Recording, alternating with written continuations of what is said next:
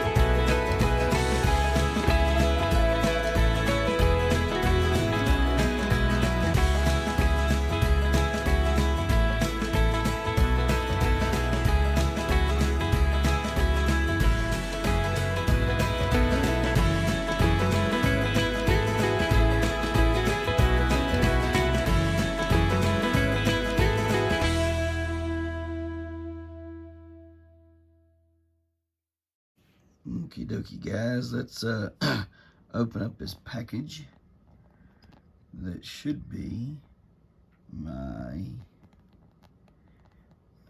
backpack sprayer.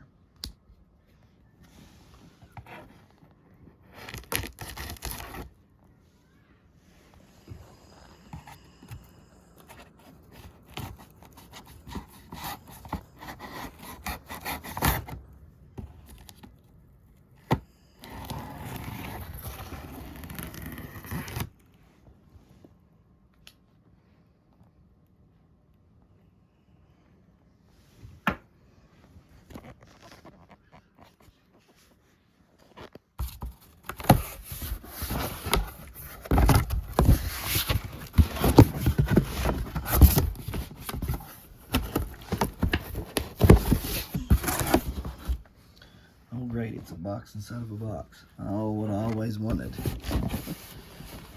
Oh, mercy. I need to get out of this thing.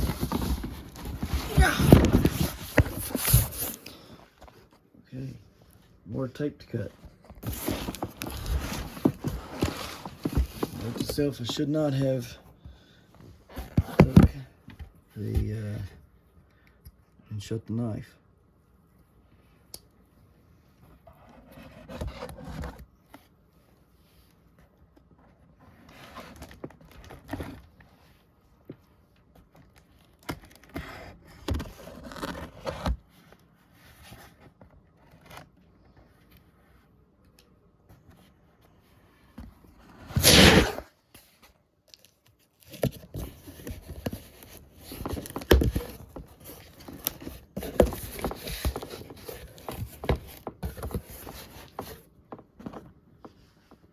Okay, what do we got here?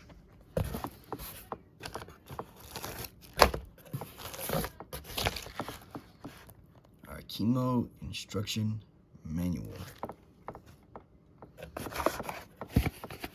It's heavy. I bet that's the battery. Yep, there's our battery. 20 volt, max lithium.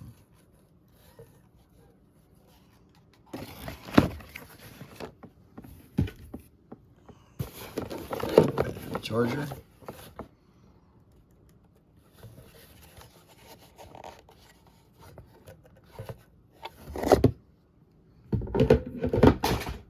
Let's get that battery on charge while we do the rest of the day. So there it is, charging. As you can tell, it doesn't appear to be charged. You can see here, got a hot cold delay. Oh, hang on a minute. Okay, so you got a hot and cold delay. and I'm guessing if it was hot, if the battery was hot or cold, there's a delay built into that to stop it from trying to charge until the battery is at the optimal temperature for charging, which is really nice. That's a very nice feature to have. Wish other people like Porter Cable and DeWalt had something like that built in. That would be great. Anyhow, you can see there, you can see charging is red like we have here, and then charged is all green. So hopefully we'll charge up quick. I don't know, but we'll see. That appears to be a button you can push to find out how much battery life you got on the battery while it's on your pack. So that's a very nice little feature as well. So let's go ahead and get this charged and look at the rest of the box, and then once it's charged, we'll go out and give her a go, because we got a lot of stuff needing sprayed today. Just one more quick little thing. This is a really nice charger. The battery feels nice and heavy. The charging platform feels durable. Again, it's it's built straight in. You ain't got to plug the cord into that. So sometimes the chargers are like that. You will hear a click when you are charging it. So let me undo it there. All right, so you see there's only 2 prongs there. All right, you can see the little click doodad for right there is built right there. And like I say, you will hear a click. So when you push it in, if you're watching this video for knowing how to charge the battery or wondering why the battery might not be charging, you just gotta click it in, and then it'll be good to go. You can also see these vent holes, it looks like right there, probably are for heat distribution, which is a nice feature, especially if you're gonna be outside spraying with it and it's hot outside. So that's a nice feature. I like that. We're also vented on this up here around the sides and all along in there. Let me make sure no, those are not vents. These are vents. So yeah, these are definitely vents. See them? You can see inside there. Maybe these are vents. I don't know. No, them are not vents, but these are for sure. You can see up inside the machine. All right, so I'm gonna let that charge, and we're gonna go over here and we're gonna look at the rest of it. On to the next. All right, so next thing is spraying nozzles. You got 2 of them. You got this one, and you got that one. Kind of take a look at those real quick. And we're back. So it comes with 3 O-rings. That's very nice. O-rings go down a lot, and it's nice having those for backups when these will wear out or dry rot or whatever the case may be. And so you can see where you would put it there. That's just really nice. It's a very nice thing. This one is a pretty wide sprayer. You can see through it there.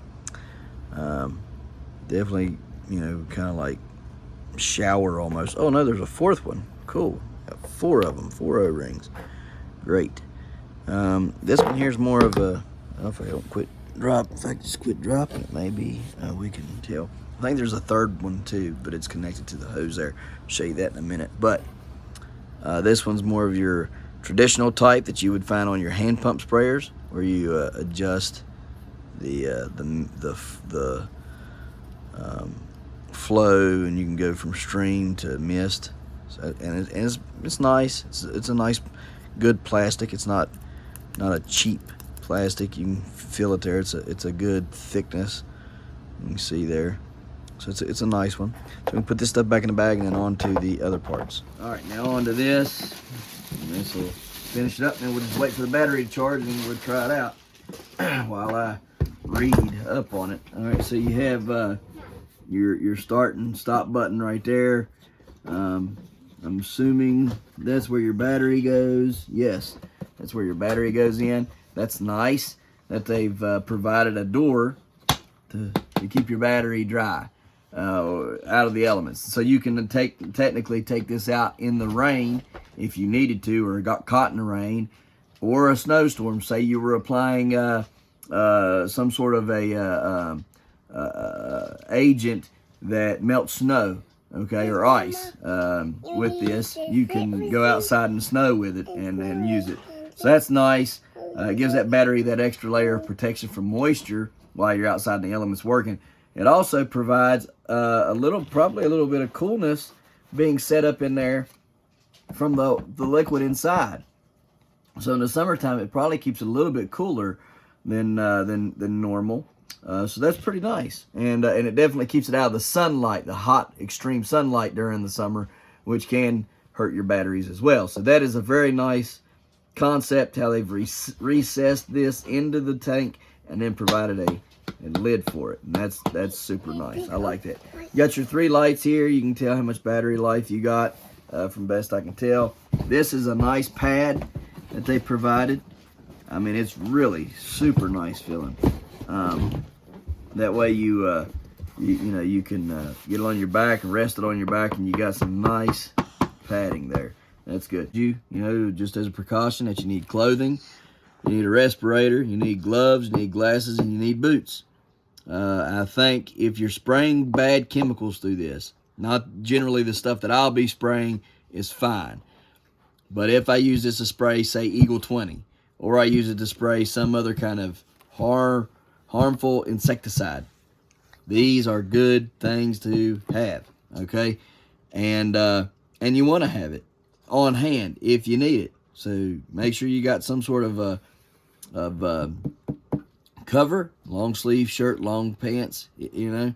Make sure you got a respirator of some sort. Make sure you got some gloves of some sort. Make sure you got eye protection of some sort.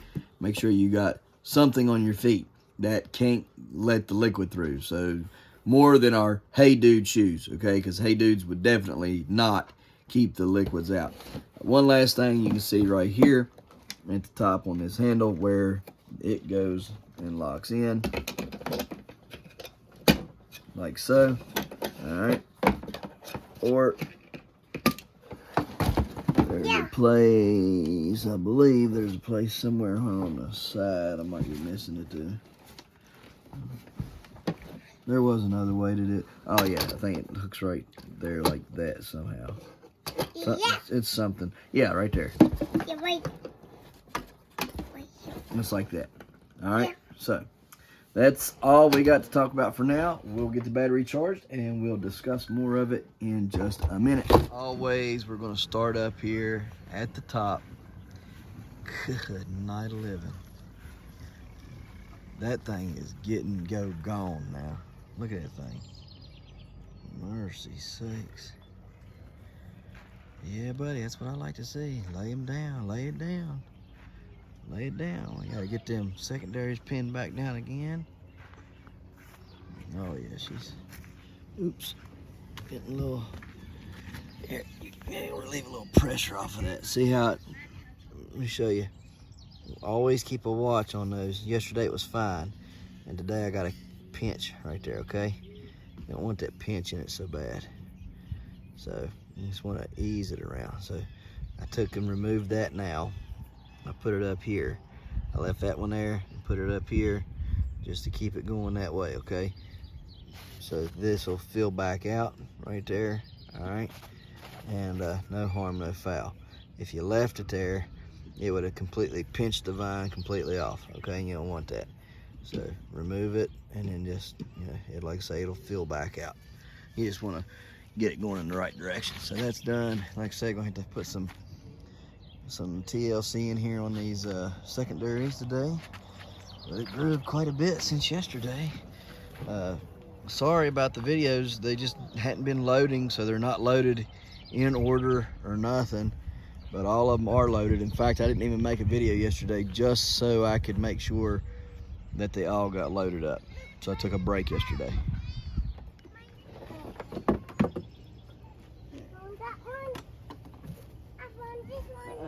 Don't touch. I found it. Yeah, you found it, all right. All right, so.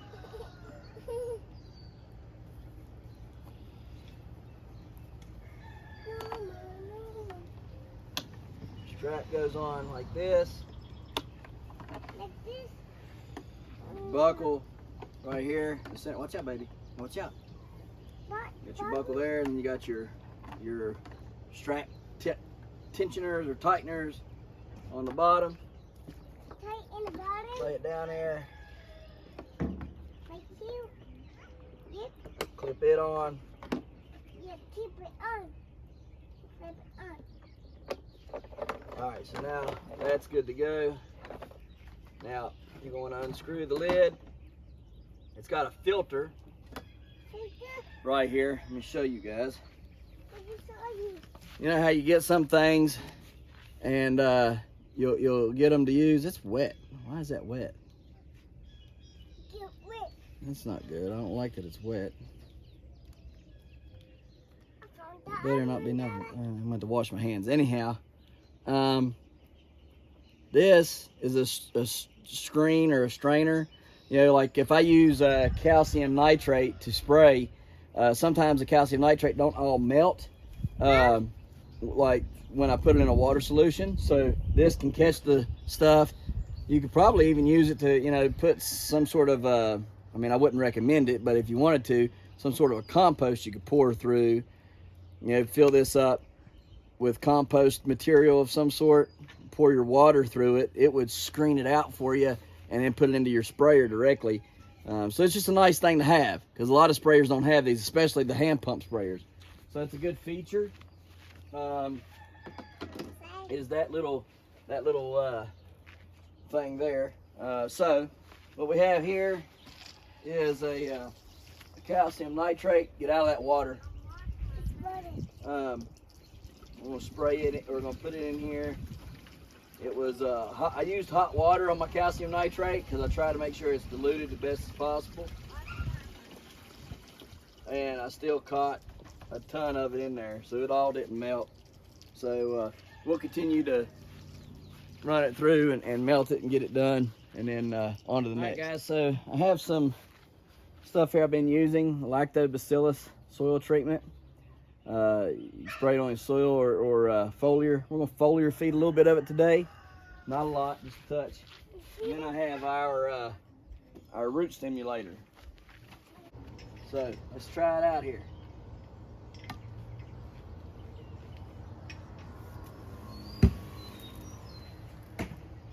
That's nice.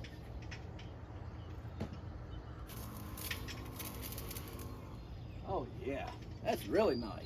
All right, guys. So we'll get this on and get to doing some spraying, shall we? Guys, here we go. This is the 1347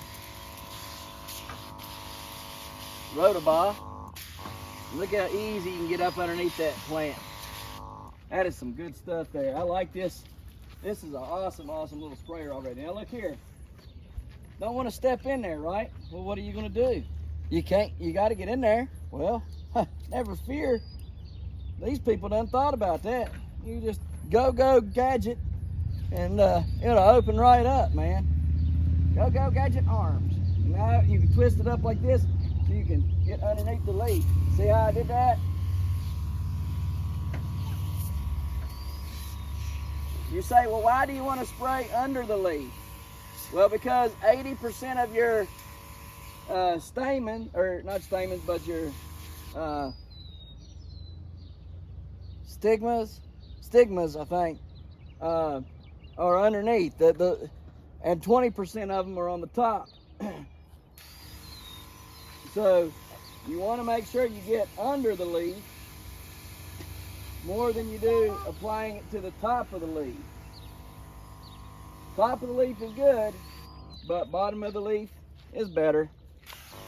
Spray these guys. Look how good that, man, that's just awesome. Yeah, it's awesome. You can reach right underneath there where you gotta go. Woo! Yeah, it's awesome. Get them leaves where they matter the most. That's a good sprayer. I like this. This right here was well worth the $170 we spent for this thing. Well worth it. Let's go on ahead and we'll hit our tomatoes real quick. little bit at the little sunflower real quick. I want you to look how good that mist is. That mist is super good. I mean, I'm getting these plants in no time at all.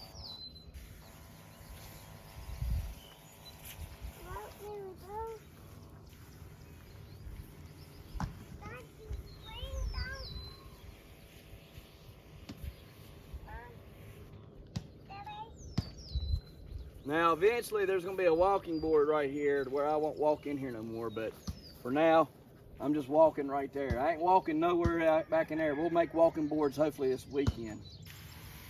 Going ahead and get this bayou plant sprayed. And the coverage on this is excellent, guys. I'm getting great coverage. I don't know if Annie can zoom in on the next plant that I do, but the coverage is just awesome on this thing. I mean, it's really doing some amazing coverage work. Mom, could you do it? Could you do it? Could you do it? Mom, could you do it, Mama?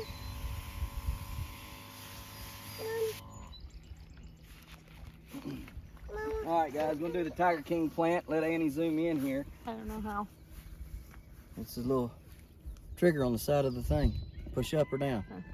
Up goes, up zooms in, down goes. Got it. Okay. All right, here we go. Watch out, Kai. Get away. Back up, baby. I mean, look at that. Look how fast it covers that leaf. I mean, it's just wham, bam, and it's done. Gotta get that cleared off of there. That's a good thing about sprayers. You can kind of clean your leaves off a little bit with them too. Get this underneath. It's like spraying the undercarriage. I mean, it just works. I mean, it just works really well.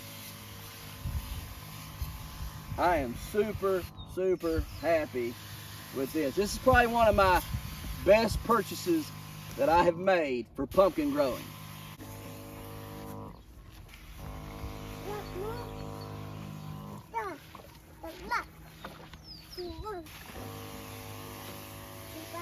Hopefully this stuff will get that tile plant going. Something needs to get it growing. I've pondered taking the since it's not been a really hot summer yet, I've thought about taking the Mom, it's my turn. the shade cloths It's off my of turn, these Mama. It's my turn. just to see if it made any difference at all.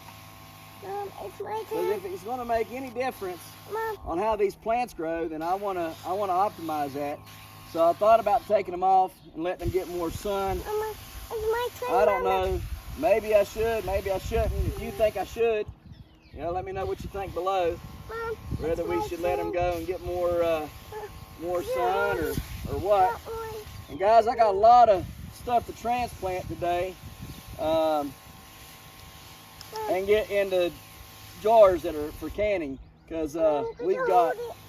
tons of stuff inside Mom, growing that if this pumpkin plant ends up falling flat on its face, then I'll use this space for one of my giant marrows, or a giant field pumpkin, or a giant something else that I ain't told nobody I'm growing this year. I guess I got 1 3/4 gallon left, and we still got the front patch to do with the giant green squash in them. It's 1088 Bayou. It's looking marvelous. Careful, baby. Hey, something.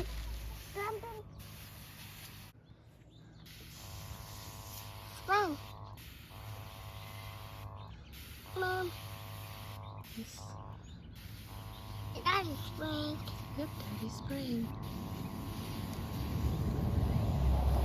Let's keep it down. Yeah, you're doing a good job. All right, guys, so first impression of the KIMO backpack sprayer, battery operated. It's a fine piece of machinery. It sprays a really good fine mist.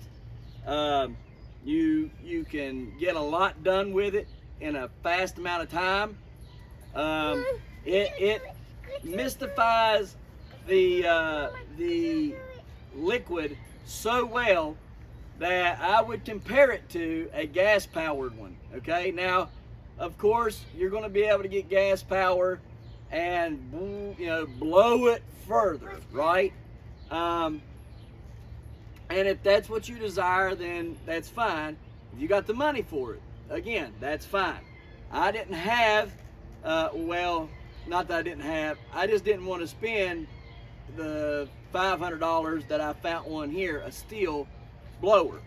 And so I picked out one online on Amazon, had really good reviews and stuff, but it was sold out, and it stayed sold out for about a month, and I didn't want to wait around any longer. So, in order to fit my budget, this came in at a good price at $179. And so, because I wanted to spend money elsewhere, pumpkin lifts and all that stuff.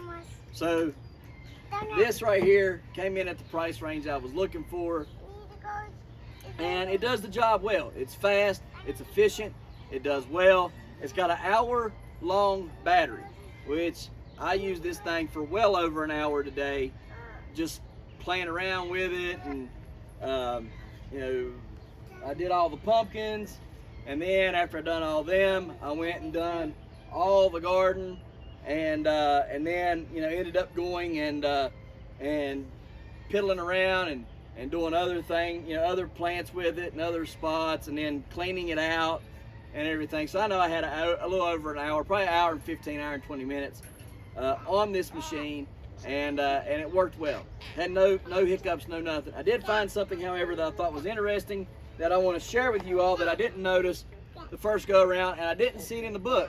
It probably was in the book, but I wasn't looking for it, so I didn't pay no mind to it. Right here, you have a on-off switch.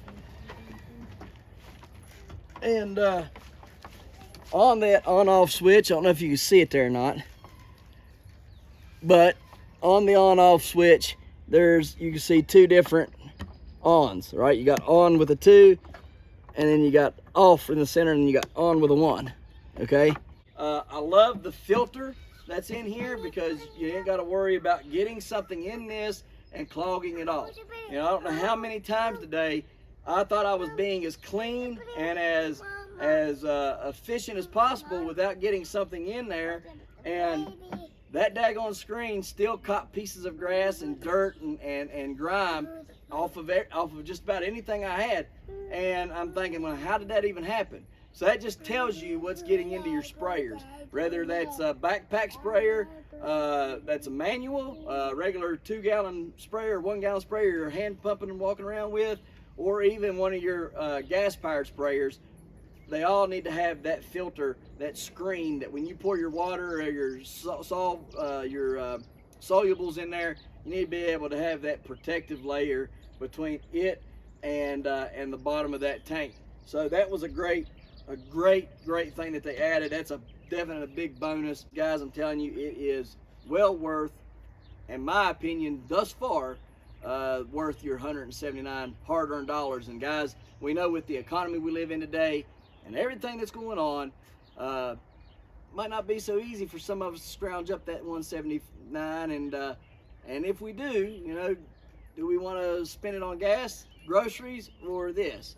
And so I think if you've got that extra money to spend, that this is a viable option. I also think that it's the best way that you could save up enough money to get the product fastest, right? So like if you had this or gas-powered backpack sprayer or whatever, and you're wanting something to make your life simpler, this right here could be saved up easier and more affordable to get, as opposed to something else that you might not get till next season. So guys, that's all I got to say for it. Again, it's good. I didn't run into any issues in here. In this well right here, it stayed dry. I liked it. So on to the next. All right, guys, so it would appear we're getting ready to get some thunderstorms in, I would say. It's starting to look that way. So maybe we'll get a good night's rest. Last night Not so good of a night for me, I can tell you that now. I struggled to sleep last night. And when I finally did go to bed, it was nice. So anyhow, tomorrow we're going to go and we're going to pick up the new pig. So you guys will get to go on that journey with us. I'm going to ask if he don't mind to be on YouTube. Of course, I don't think he does because he's already on YouTube. But I'll ask to see if he wants to be on our channel. And doves flying everywhere out here. I love that. It means there's food around, and it means by fall they'll still be here, and I'll get to smoke some by fall. Anyhow, I'll ask him if he wants to be on our channel and stuff, and we'll go from there and everything. But we're gonna pick up our new little pig tomorrow, and we're gonna bring her home. Very excited for it. We've been waiting for a while. Still waiting on our goat. That's a long story, and I'm just going to keep all that to us here for now. But I do believe it will manifest pretty quickly. So anyhow, we're going to go pick her up. We've watched her since the day she was born, and we love her looks, her little personality. She's so cute. We can't wait to get a hold of her, bring her home, and enjoy her, and bring her to our little flock of coonies. So we're definitely happy about that. So yeah, that'll happen tomorrow. So we'll take you guys on the journey with us down to Covington, Virginia, down to Hematite, and then going to Hematite Homestead to pick that little girl up. That old red rascal. Well, that grass is growing like crazy in there, ain't it? I guess that's what you get whenever it's been fertilized, yeah.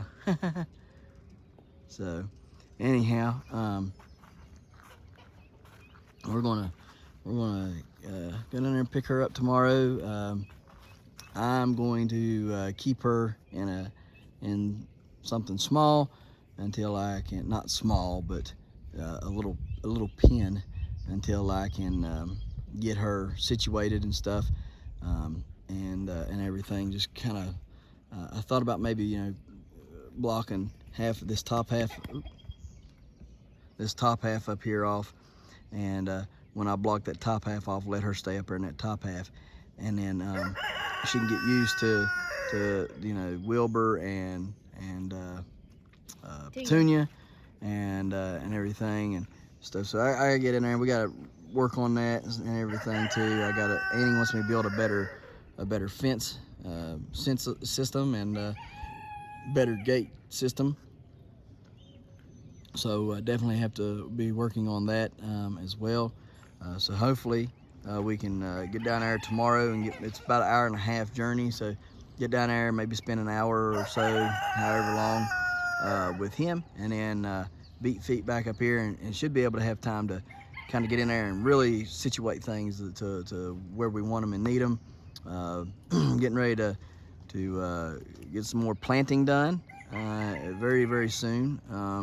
Hopefully next week, what I'll do is I'll finish the trellis system over here, and we'll get that done. Next week we'll be planting the trellis system with our cucumbers and our melons. We'll be tilling up the patch up there on the other side of those chickens. Let me take you over there real quick and show you the potatoes, because you guys are gonna be like, what? Because them things are growing, okay? If y'all remember just earlier this week, you can still see dirt over here. Now look at that. Is that not crazy? Can't see no dirt now, can you? I mean, you can see a little chunk of it right there, but that stuff is looking good. I'm hoping and praying that this is going to make a good harvest, and we'll see. At the end of the day, I stopped, and a gentleman stopped here yesterday and talked to me. He's a nice old feller, and he owns a piece of property right out here, probably, I don't know, about a little over 1/8 a mile away. And he had stopped and talked to me last year and took pictures of the pumpkins and stuff, and told me I could go out there anytime I wanted to, but I don't know exactly where he lives, so I don't want to go out there and get on property I ain't supposed to be on. But anyhow, told me I'd go out there and you know, have at her. And he never did stop back by last year, so I didn't get to talk to him when it was hunting season.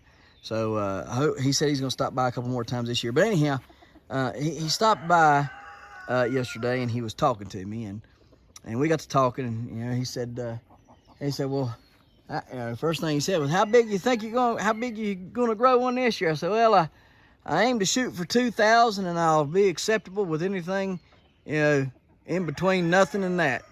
And he said, I heard that, you know. So we got to talking a little bit, and you know, I told him, I said, you know, at the end of the day, I can feed the, you know, because I think he asked me, you know, what do I feed him or what do I do?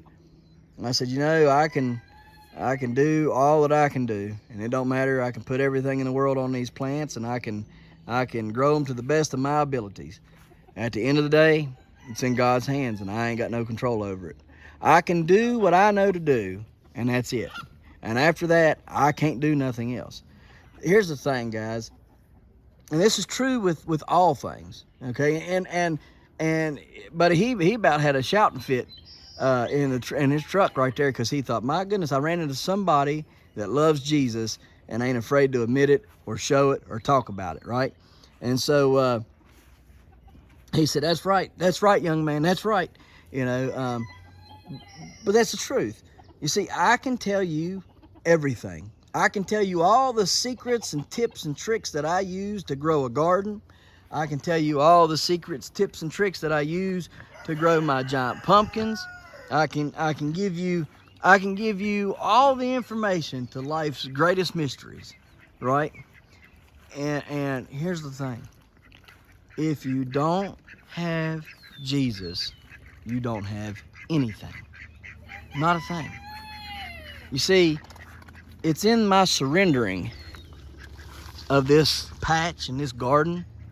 It's in my surrendering to His will that His will is accomplished. You see, I can sit here and be like, God, I pray that you, bless this garden and this, you know, because I told the old guy yesterday, I said, now listen, I said, you know, people ask me that and stuff, and they'll look at you sometimes like you're crazy, but if they only knew, you know, how many times I've came out here and had a sick plant, had a hurting plant, had a plant that something wasn't going on with it that was, you know, should have been, right? And the only thing I knew to do was to get some anointing oil out and anoint the plant and pray for the plant. And you're like, that's the craziest thing I've ever heard.